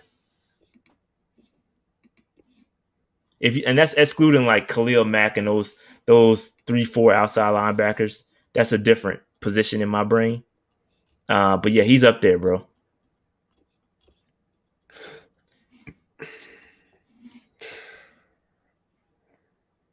So this has him. Okay, so actually he's ranked numbers. They have him as an outside linebacker. And let me just do it based on outside linebackers. And it would be ranked numbers. Let me just do outside linebacker. Sorry, guys. Let's see. It would be ranked 11th. So you're talking about behind Matt Judon, Leonard Floyd, Melvin Ingram, Bud Dupree, Zadarius Smith, Chandler Jones, Shaquille Barrett, and D Ford. But I don't know if that includes the restructure. Yeah, it does. Because his 2023 number is low. Oh, now it's 19. Yeah, it's tough. I'm not seeing the way this is calculated. I don't think it goes into his restructure. But he's getting paid. To put it in perspective, he's getting paid more than Levante David. Let's just put that in perspective for a second. He's getting paid more than Levante David. Well, he's getting paid more than Preston Smith. It's tough, man. It's tough, bro. More than Bradley Chubb. Chubb is I think it's on a rookie deal, but yeah, man, not pretty. Sometimes you gotta have those tough discussions, man. It ain't pretty, bro. He's getting paid more than Levante David, dog. That's a fact. On a per year average basis, he's getting paid more than Levante David. So this is a bad contract, and I don't like the fact that we restructured. And again, this is what we talked about earlier, right? You know, when you kick the can down the road, you freed up so much space. Was it worth it in freeing that space up for a guy like Shaq Thompson? He's gonna have to be really. He's getting paid $8 million this year, and then it goes up to $18 million next year, bro. Like, he's gonna have to be playing extremely well, man. And I'm hoping Scott has some up his sleeve to get this right. But doubling down on Shaq, I don't know, bro. I don't know about that one. I don't know. Yeah, I agree with this 704 bound. He says Luke retirement made them panic. That's true. That's true, because there was nothing else there but Shaq. Shaq was in a great place, great time. But yeah, I'm concerned. I'm concerned about Shaq moving forward. Again, I think he showed some really good potential, but then sometimes he just looks out of place. And I don't know, man. I don't know, man. So we'll see, man. We'll see. We'll see. That's a bad deal. That's a bad deal, bro. Bad deal. So any more thoughts on Shaq Thompson, Dave? The contract, bro. Maybe we can trade him. No, we can't. Some point we gotta start thinking about taking. Nah, ain't nobody taking that. Ain't nobody taking that deal, bro. Ain't nobody gonna take them years. Them back end years, the 18 to 19 million, bro. Yo, why you But thought it I was a good mean, idea to go through all these linebacker. terrible contracts? I'm just saying because when I looked at it and I looked at Taylor Moton's number and I saw the cap number. I'm like, man, we got a lot of we went from 100 some million down to 23, and I'm like, or 28, whatever it is in 2022, and I'm like, yo, like what happened? Then you look at some of these restructures, and so we praise Scott Fitterer for the Taylor Moton extension, but at the same time, there's been some questionable moves like that. This restructuring of his contract, I didn't like it then. I don't like it now, especially when we have so much cap space. Like you did that, you push money into the future for what? You know what I'm saying? Like so, and like Dave said, it may be the custom folks, but that just doesn't make sense. It makes sense, but it doesn't make sense. You know what I'm saying? So I don't know. Don't like it. Don't like it. Don't like it. All right. Any thoughts on this? Any thoughts on this, Dave? Nah, I'm good, man. Do you want to I'm go over good. the slide I hid? Sure. All right, real quick, we wasn't gonna go into this, but speaking of Rob Brown, we had a good. If you were listening to the Rob Brown show, my segment on the Rob Brown show every Thursday at 1:00. This past Thursday, we discussed the red zone production. Now I didn't even know this. This is a great point brought up by Rob from the Rob Brown show. Dude, this is almost like a match made in hell. This is what I said when he told me what he told me. He told me that Sam Darnold was one of the worst red zone quarterbacks in the league, paired with one of the worst red zone offenses last year with Joe Brady at the helm. And I was like, oh crap. Oh crap. I didn't know. I didn't know what we was getting ourselves into. So Dave, I'm gonna let you take the helm. What do you think about this right here? Because this could be great or it could be terrible. What are your thoughts on this? Dude, how the hell can this be great? Rashad, how can this be great? I'm just giving you the opposite end, dog. Bro, this ain't great. You got two people that ain't good at either as one of the most important things in football. Like I know, like Joe Brady's thing is his offense is the most efficient between the 20s. Facts. Right? So, okay. So we know how it is. So now we're going to anticipate, we're going to hope that Sam Darnold is able to have long plays, like big plays. Even though, because we know that he can't close it out in the red zone either. And I know people are going to say Jets. Bro, what are you going to blame if he does it with us? You only got two choices and you're looking at him. No, you got the offensive line. No. That's going to be the scapegoat. Yeah, of course. All right. So real quick, there's a couple of things we got to go over. And shout out to Panthers Wire. They put this together. A nice piece of information here. I'll put a link in the description somewhere. But Panthers Wire, they put together that Sam Darnold, he wasn't good with a clean pocket. He had the lowest passing grade from a clean pocket since 2018. Bridgewater was ranked 31st in that same stat last year. Sam Darnold was ranked dead last at 39 in that stat last year. So that's awful. So not pretty. Not pretty. And again, we just talked about the red zone. So in 2020, again, the Panthers, we ranked 28th in red zone scoring percentage. And then Sam Darnold also had a passer rating in the red zone of 77.6. Also the lowest in the league since 2018. So again, it's like a match made in hell. Not good. Not good. Not good for either one of us. Sam Darnold, not good in the red zone. Joe Brady's offense was not good in the red zone. And what I said was on the Rob Brown show was, maybe Christian McCaffrey helps out with that. Christian McCaffrey is, he's going to be able to do some decoy stuff. Maybe Dan Arnold helps out in the red zone, give him a target down there, nice tall red zone threat. And then you also got Terrace Marshall, who's also was a red zone beast in college. So I'm thinking those three things will give us some light at the end of the tunnel, Dave. So that's why I got some positive spin on this. I'm thinking that those three things, those three players right there in itself will help us. And I'm also thinking that Deontay Brown in a jumbo package will also help us kind of get some of those goal line scores that we just couldn't get a hold of the past couple of years.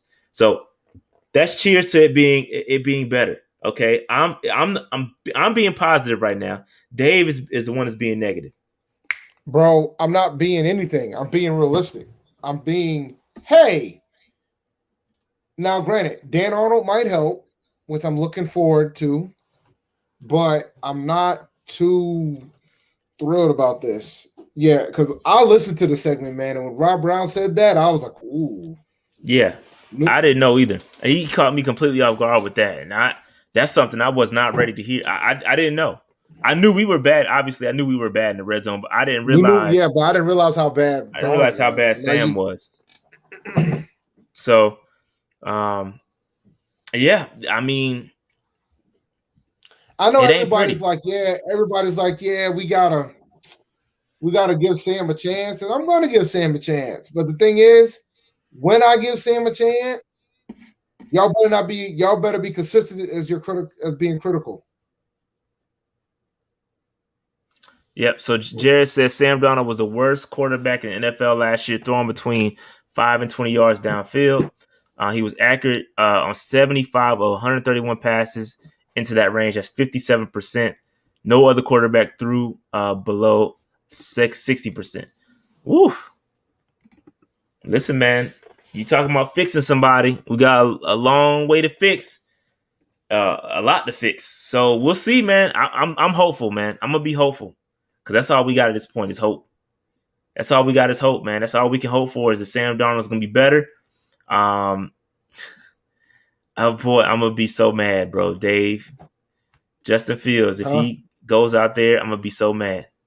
If Justin Fields goes out there and balls out. Don't be mad because we don't know how he would play with us. I'm going to be so mad. We don't know how we would play with us. But you know how we play with us. I'm going to be so mad, bro. I don't care. I can imagine. I'm going to be so mad, bro.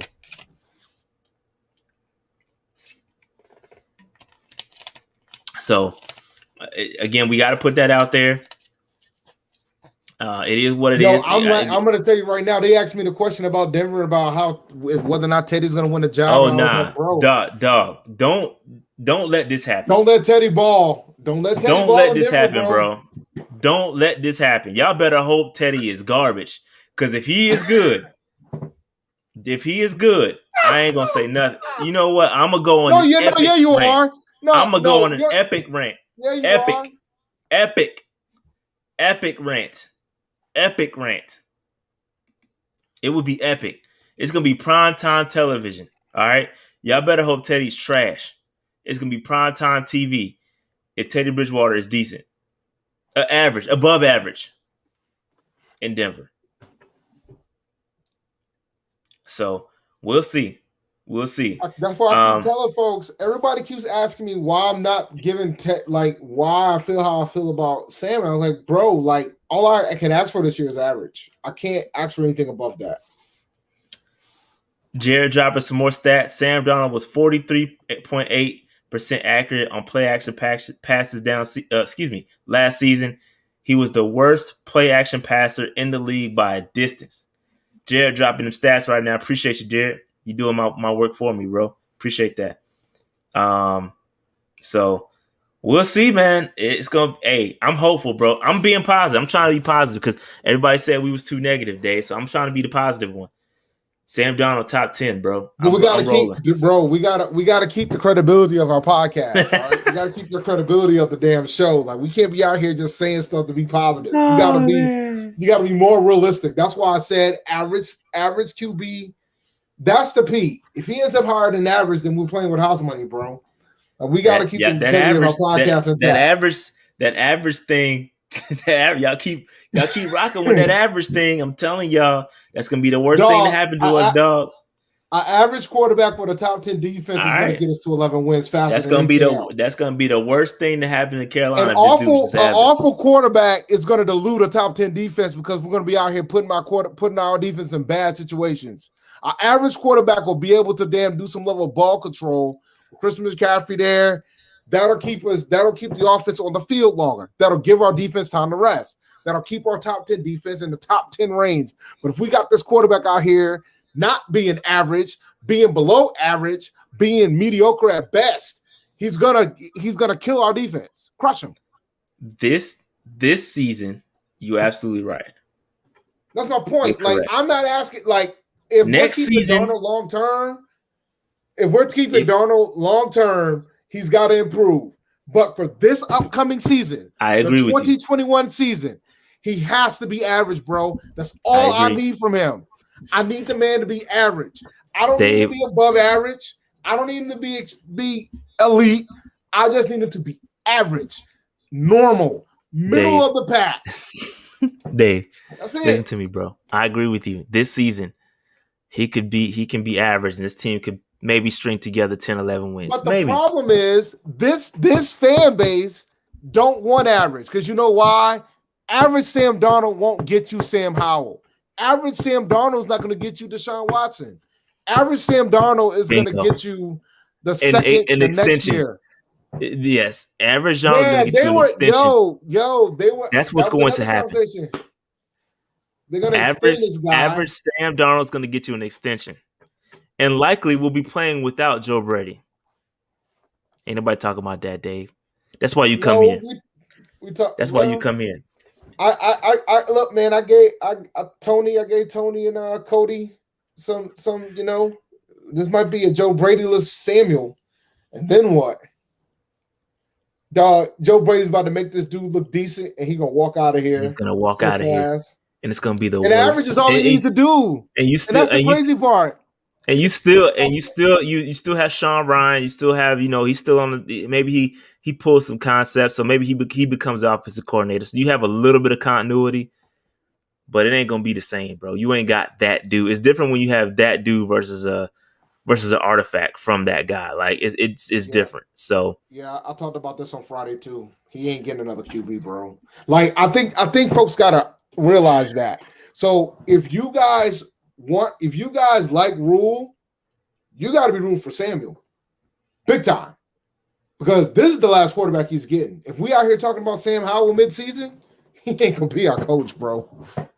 They're not gonna let that man draft a quarterback. Oh man, just get ready, man. Just get ready for the ride. I'm rolling. Yo, I'm cheering so hard. Yo, I want Sam to be successful. I want him to be successful, bro. I want him to be successful, but I just want you guys to be realistic. You can't be out here saying he's going to be an improvement for Teddy Bridgewater when he's never actually been an improvement of Teddy Bridgewater. Like, he hasn't. Like, he is not. You can say, well, he never had the weapons. So fine, we'll see. But you can't be out here saying got him now. Ain't no excuses for this, man. I know y'all talking about the offensive line. I get it. Offensive line ain't that good, bro. But Teddy had an offensive line that wasn't that good too. And he still put up some decent amount of numbers, and y'all still hated him for it because he couldn't win the 7, 8 games. And he was an average quarterback. So and I agree, he did have weapons. I said the same thing. I pushed back on the lack of weapons. I think he had Robbie in New York and never got that man 1,000-yard season. Something that Teddy Bridgewater did in his first year. And he had Le'Veon Bell. I get it, at back end of his career, but he still had Le'Veon Bell. He had some weapons, bro. So let's not pretend he didn't have any weapons. I'm the one that's been pushing back on that because he has had weapons before. Let Ron win another division in Washington. And y'all come back to me. Let Ron win another division in Washington. Can we look? We just need to put all our energy behind Sam Darnold, bro. Because I want him to be great. I'm not one of these. See, I get it, bro. This is Teddy this had is Russell. Teddy no, had he didn't. Russell. Barely. Sam has Cam Irvin. He barely had him. That ain't barely yet. No. Teddy had Trent Scott and Greg Little too most of the time. He didn't have Okung. He barely had Okung. Okung was injured. Dog, so hold on real quick. Carolina won a division at 7-8 and 1. This is real. See, and this I get this, bro. This hits my soul right here because we're hoping for average out of Sam Darnold, And I agree with you, bro. We gotta shoot for better than average. And I get the Teddy Bridgewater sign, and I was cool with Teddy Bridgewater for being average.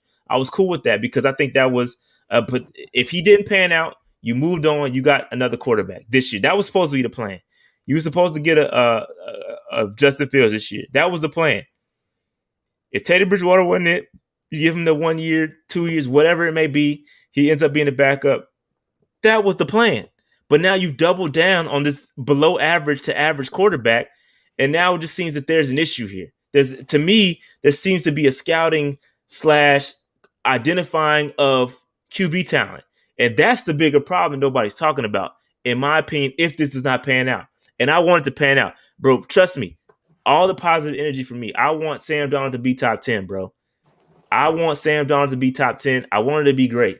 I think he has all the weapons behind him. He's mobile. He does some good things. He does some bad things. He does some ugly things. I got a video to prove it.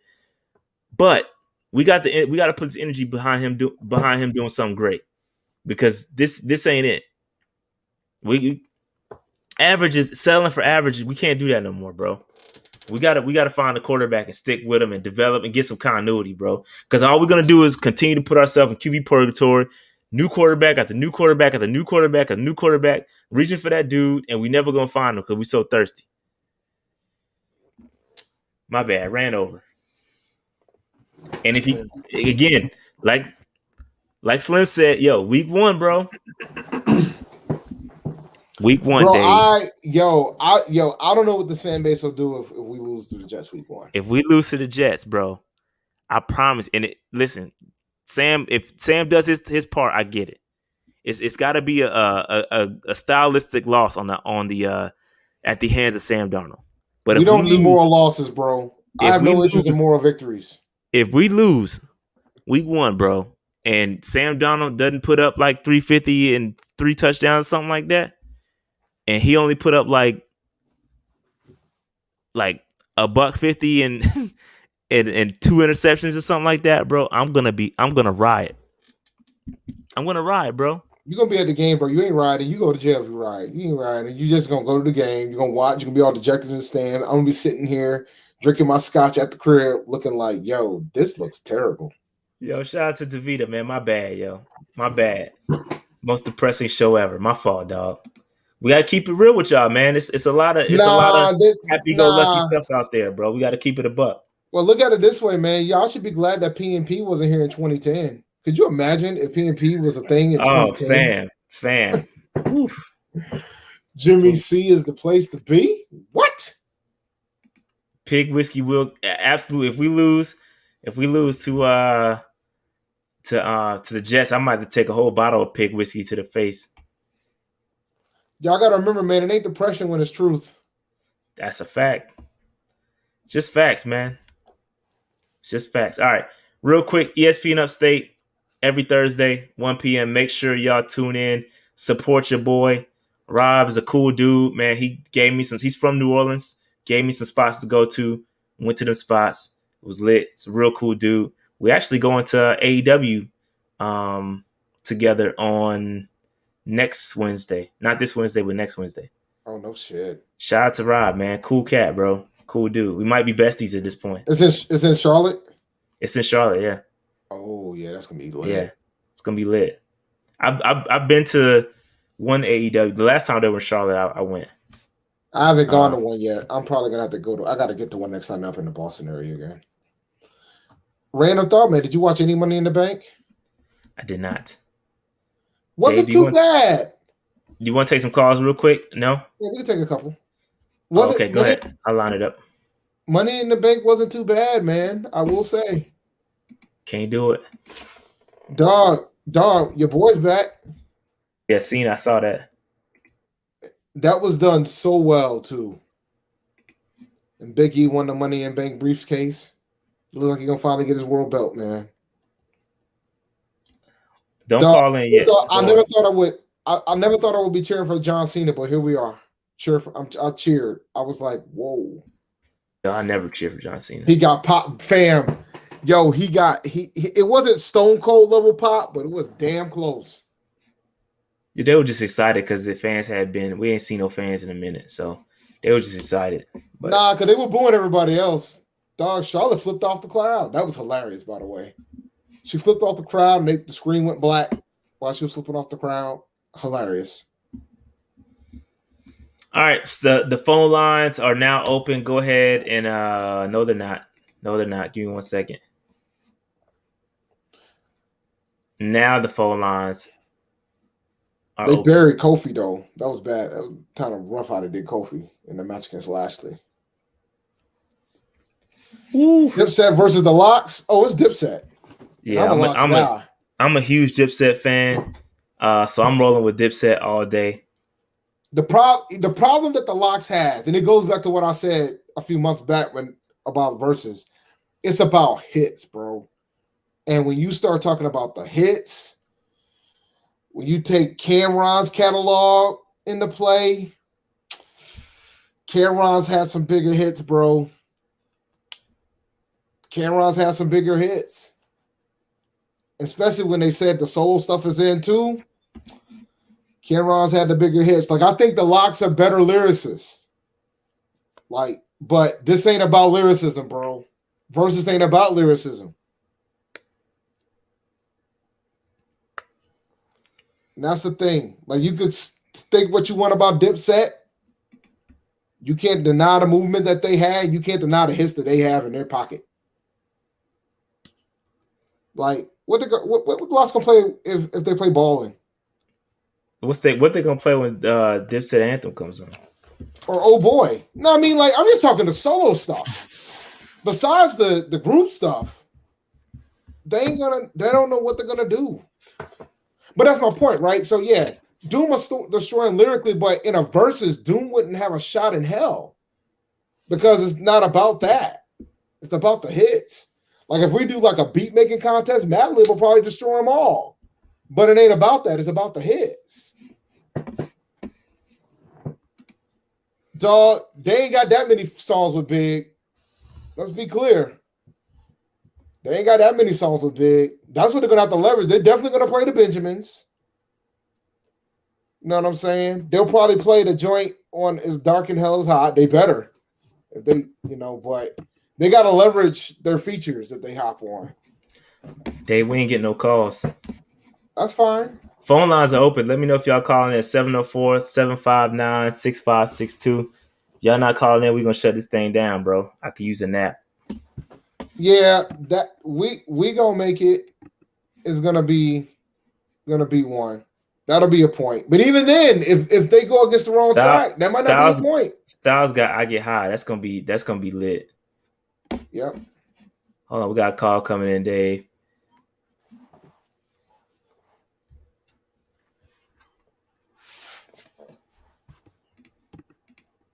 Marty, what's good, bro? Imagine. What's going on, man? How you feeling? I can't hear him. What's up? I can't hear him. So you got that. It's okay, Dave. Go ahead. What's up? What you got? I don't know if the fans can hear him either, but.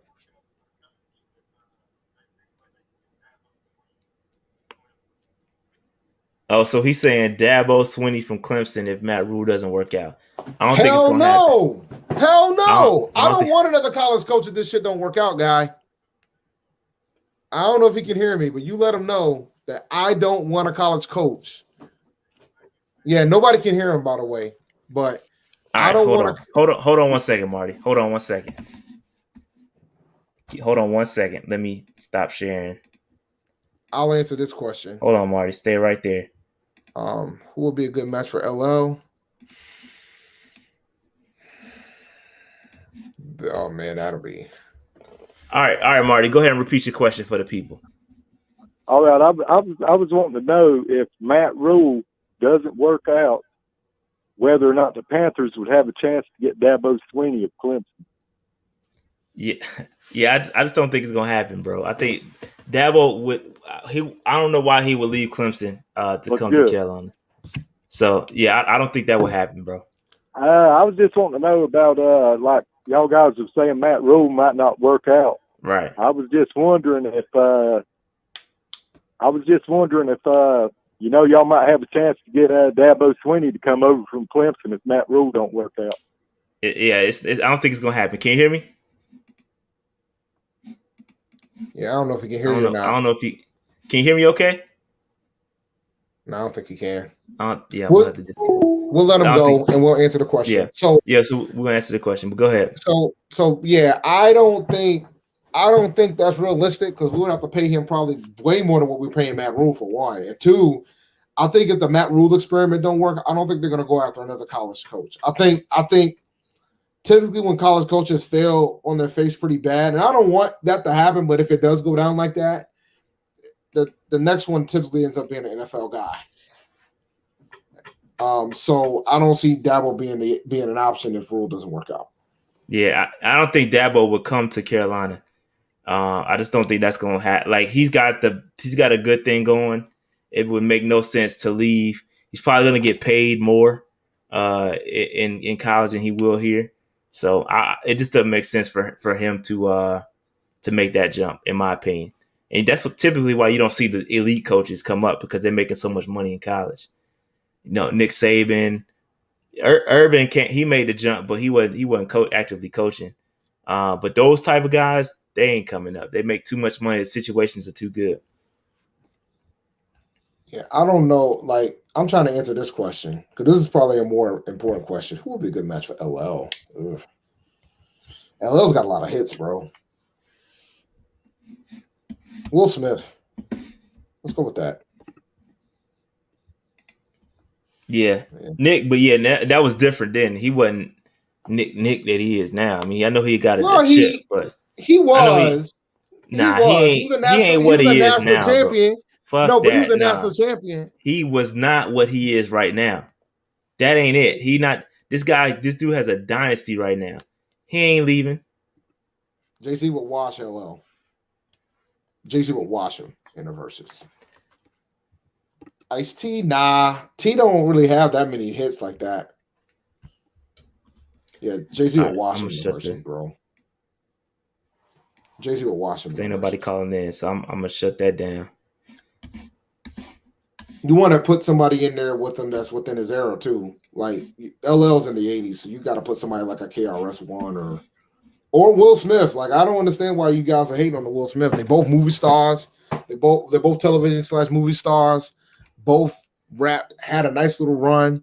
That would be a hell of a matchup. I don't know why you guys hating on Will Smith for. That one would be Buster would be interesting. Oops. Shout out to 89 J Stubbs. Yes. Loki was dope. Loki was dope. I liked it. A lot of people didn't like it. Cube and Scarface is the matchup I want to see.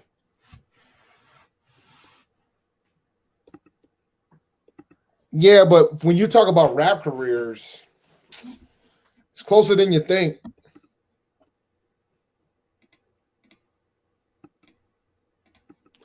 Dog, Jay would wash him, bro.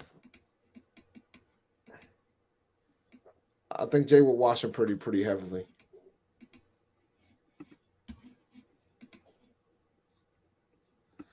Once again, it goes back to that discussion, man. KRS got the bars, but how many hits does he have? It would be a clash of the styles. Like he's got classic songs for hip hop heads, but like the hits, I mean, I could probably just name one like no shit commercial hit that KRS once had. Like I could name his albums. He's got classics galore, but he didn't really have hits. And that's what Versus is about. Ja Rule. He got 20. That's all you need, right? Ja's got 20. Yeah, man. I'm assuming you think the Bucks gonna finish it off tomorrow, right? I don't know, man. I ain't even been watching like that. The game, so, this might like from a basketball series in the finals. It's probably one of the best ones in the last 10 years. Yeah, no, I know they've been good. It's no disrespect to what they putting out there. Now, listen, I'm just happy it ain't the same teams. It ain't LeBron. And I'll do respect to LeBron. It's just good to see somebody else get an opportunity. So I've been too knee deep in other stuff and bring y'all this college content and all that. So I haven't been watching. if it goes to Game 7, I'm looking forward to see what ESPN's going to do because their host for NBA Countdown is going to be out of contract by then.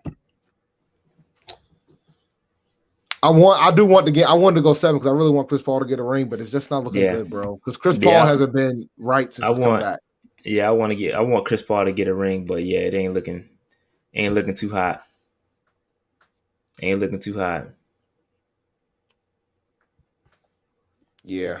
Aiden's gonna have to be way more aggressive, yo. Aiden right now ain't playing the way he needs to play to win that series. All right, man. Let's close shop. Yeah, let's close this thing down because your boy is tired and I gotta go to work tomorrow. Hey, man, make sure you consider becoming a patron. Join our Patreon. It's www.patreon.com/Panther Nation PC. Got a lot of good things coming up for our patrons, excuse me. We got Stanley McGlover coming up tomorrow, which is Brian Burns' brother. So our patrons will get that interview immediately. I'm not sure if I'm gonna release it to the fan or to everybody, so I don't know. But if you want access to see it, make sure you become a patron. And also gonna have a lot of training camp stuff. So make sure y'all consider becoming a patron. And we also got the MVP giveaway, which is a game to the Jets, a ticket to the Jets game. Excuse me. That being said, make sure you follow us on all socials, please. Twitter, Instagram, TikTok @Panther Nation PC, all that good stuff. Next so what's week, your opinion on O-line coach Pat Meyer? I don't know. Not enough information. Well, for me, I think it's if he makes Cam Irvin look like a serviceable starting left tackle, I'm gonna give him all the credit in the world. Yeah, not enough information for me yet. Let me see what he does with these cats next year.